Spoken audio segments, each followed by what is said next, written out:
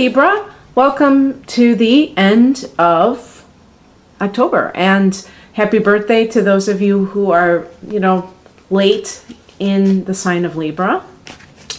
And we'll see what happens here. Now, you are having a new moon on the 30th, and this is in Scorpio, so this is your second house of earned income. So let's see what happens. We'll see if there are new beginnings in the money that you earn. Set your intentions.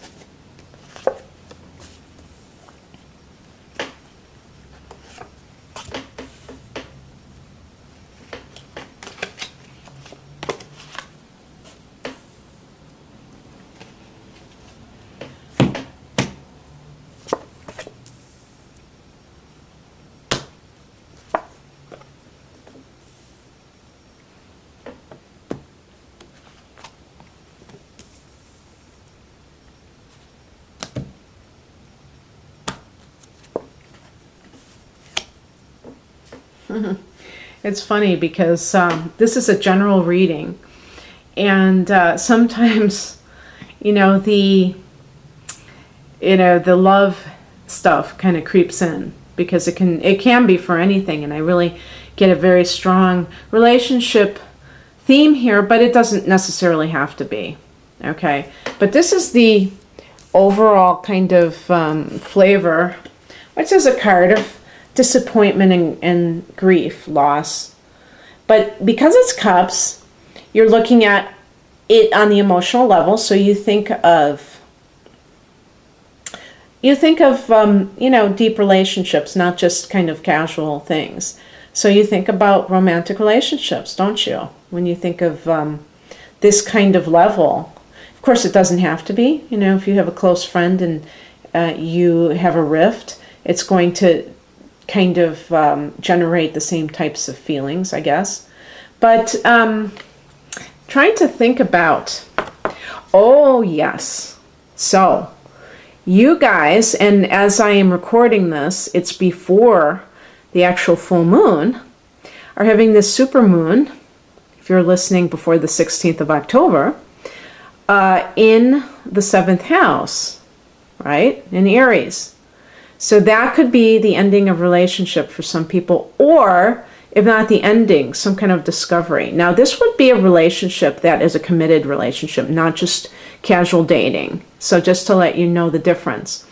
But it could definitely, and I've had clients tell me that around the full moon is when they discovered something with their partner, and that it ended, something like a revelation. So my feeling is sometimes when you get that 5 of Cups, it's almost like in your face that this thing is there. Like, let's say a Libran suspects that their partner's cheating, and the person actually is coming up with some real doozies when it comes to lies, and they are believing them because it's easier to believe a lie than to deal with the truth. And that's human nature, isn't it?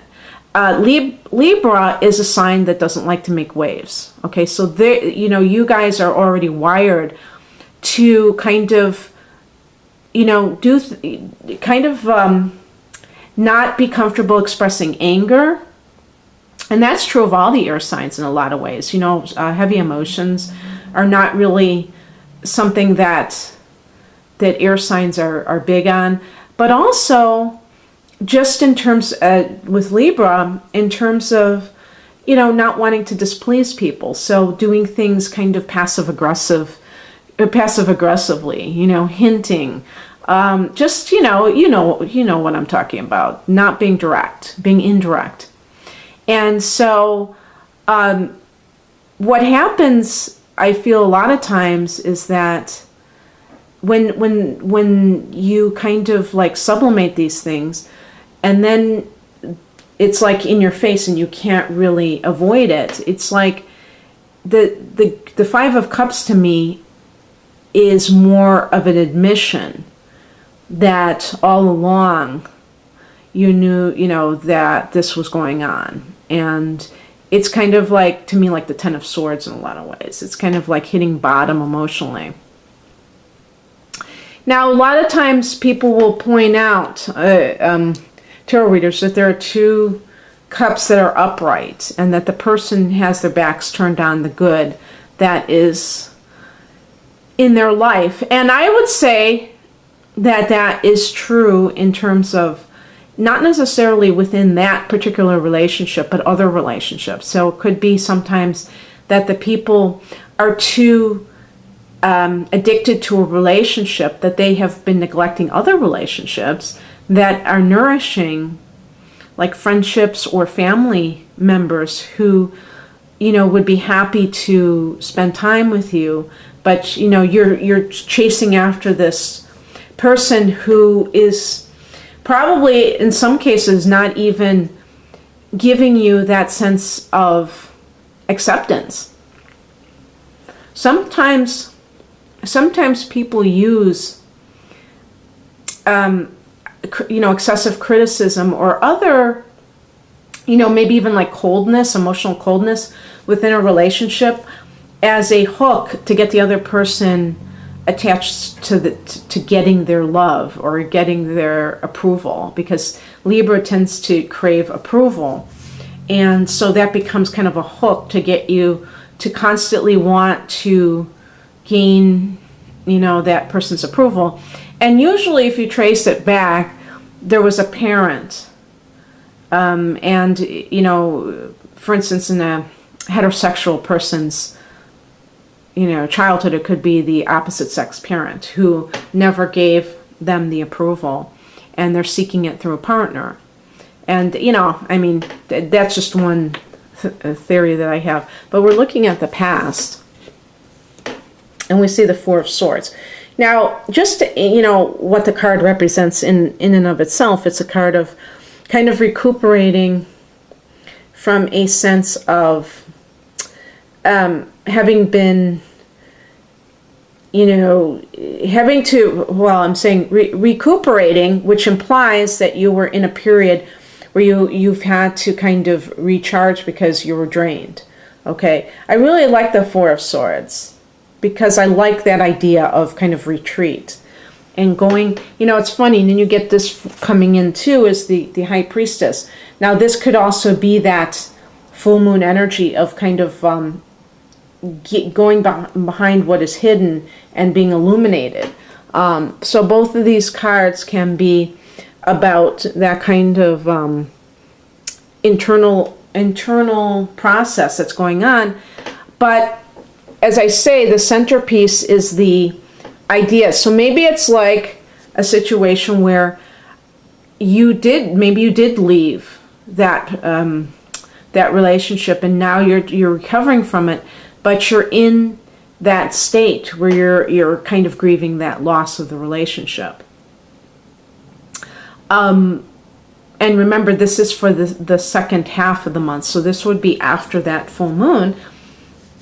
And the higher message is the Knight of Cups. Now, it's said that the knights can actually be, players or, characters in the, in whatever's going on. So this could be somebody that you're dealing with.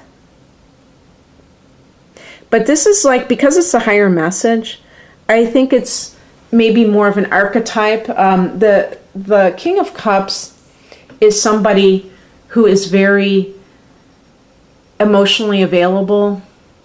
If you are a woman and you're attracted to men, it's a man who's very in touch with his feelings and but also like, there's like, to me, an artistic energy, which Libra can appreciate. So somebody who might be either a singer or a poet or, somebody who's very creative, maybe a painter, in touch with their creative side, very gentle and very kind-hearted. Maybe you were with somebody who was a fellow air sign, Gemini, Libra, Aquarius. They had kind of like a snarky edge to them, It was very brash and stuff, but it wasn't necessarily feeling.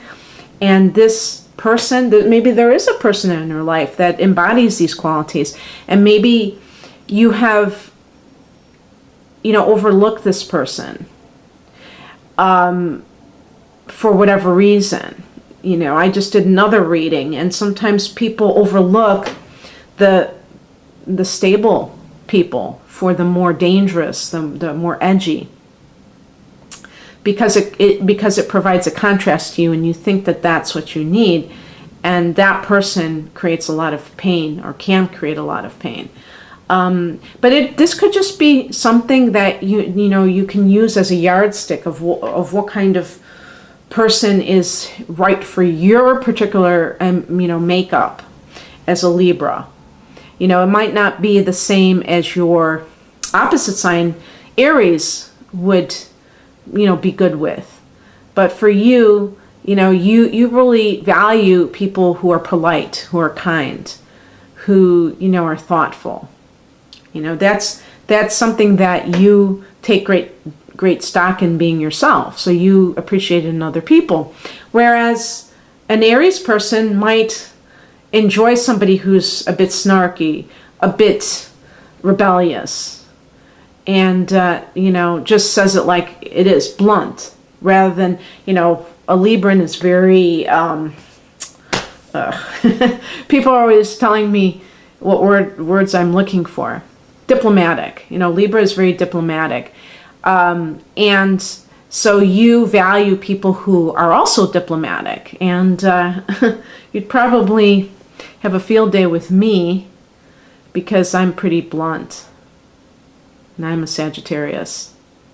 So anyway, that kind of like is the higher message. So it's more of like the spiritual way of looking at things. And the advice is the Seven of Swords. And this is, in some situations, the Seven of Swords can indicate somebody who is being very sneaky and, covert action. It can indicate theft, and it can indicate even cheating. I think in this context, especially as an advice card, it's talking about using your mental faculties as a way to kind of deal with whatever situation you're dealing with. It's funny because, I jumped the gun here. I should have talked about the card that's crossing you, which is the Eight of Cups. So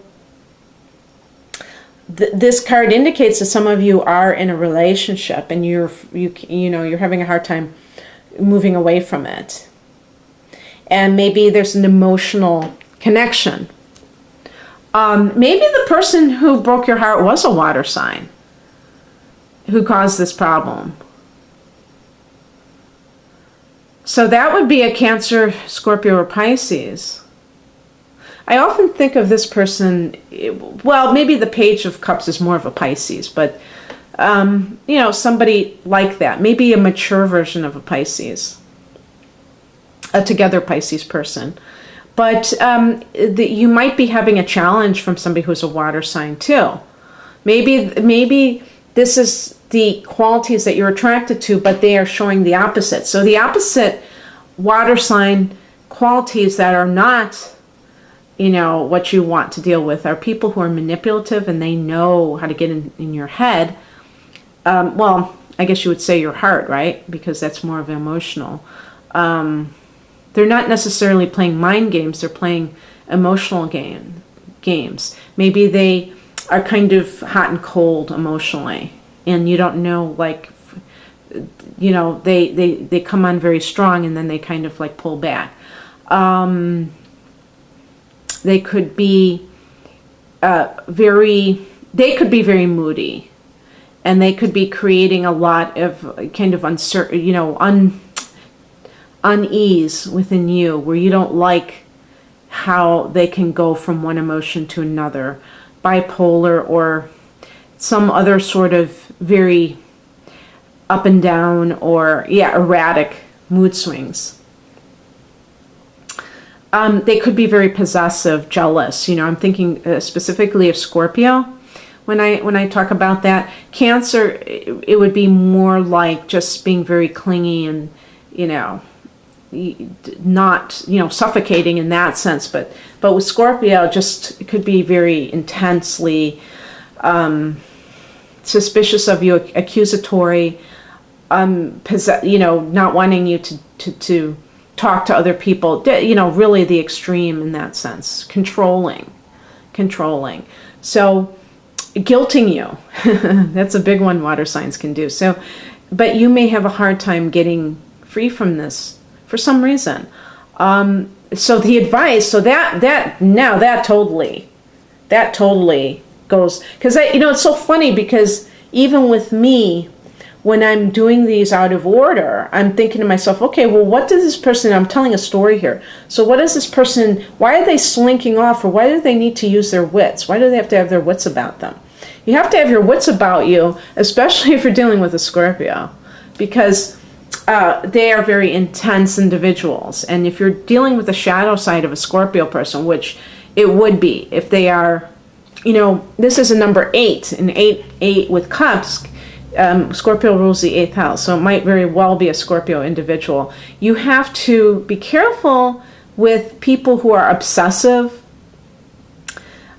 because they can, obviously it can create, you don't want to put too much energy into that exchange, because that's what they feed off of.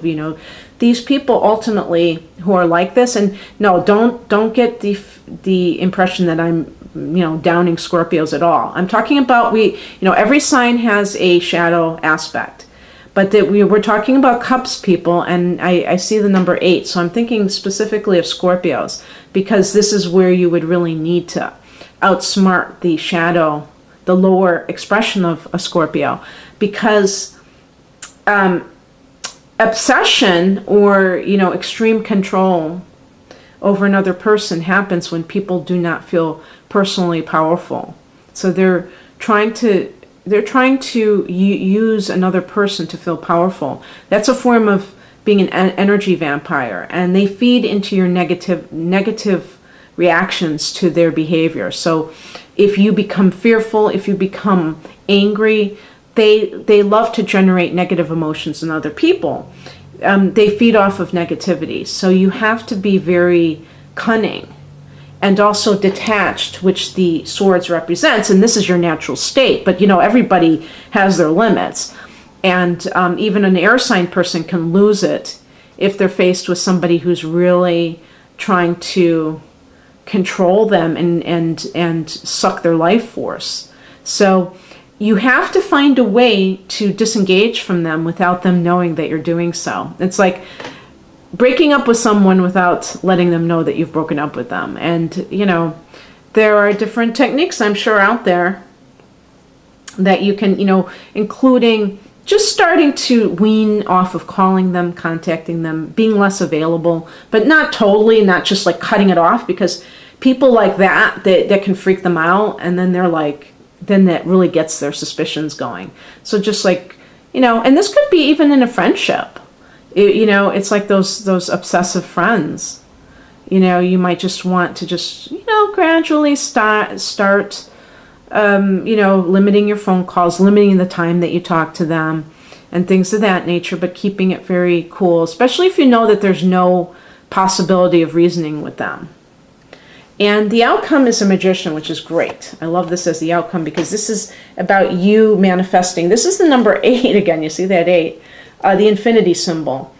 But this is the empowered version of what's happening, not the blocked version.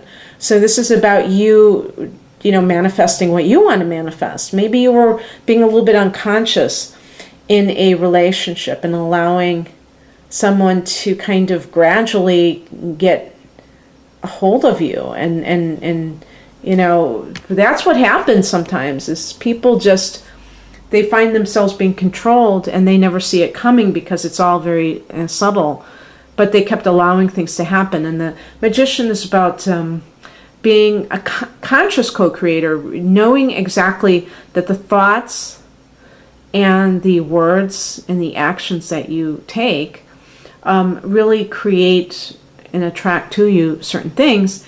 And the more that you're aware of this, the better off that you're able to, make it something that you want rather than it just come about. In terms of anybody's, like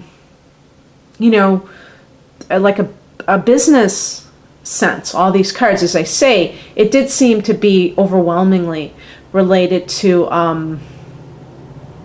like a, some type of love relationship. But what could have happened for people in a career is that perhaps you did lose a job, and you've even just taken time off to kind of recuperate from that. If it was shocking, if it was something that you didn't expect, it might have been very stressful. And it's given, or I shouldn't even just say that you were recuperating. Maybe you needed that break, and the universe provided you with this job loss for a chance for you to just relax. And now you're using your intuition to attract something. Maybe you've always been meaning to do something more creative, and the only thing that is blocking you is the inability to move on and deal with it. And again, the Magician, it's like, if you're worried about the logistics, how can I do this? How can I launch this? Things, as long as you're on that path and you're going to do a little bit each day, even if it's just research to kind of go in the direction of your dreams, you should, find that things just suddenly come about. And it's amazing how that happens. That's where the magic comes in. So Libra, I hope you enjoyed this. If you'd like a private reading, there's a link to my website below this video. Otherwise, have a great rest of October. Bye.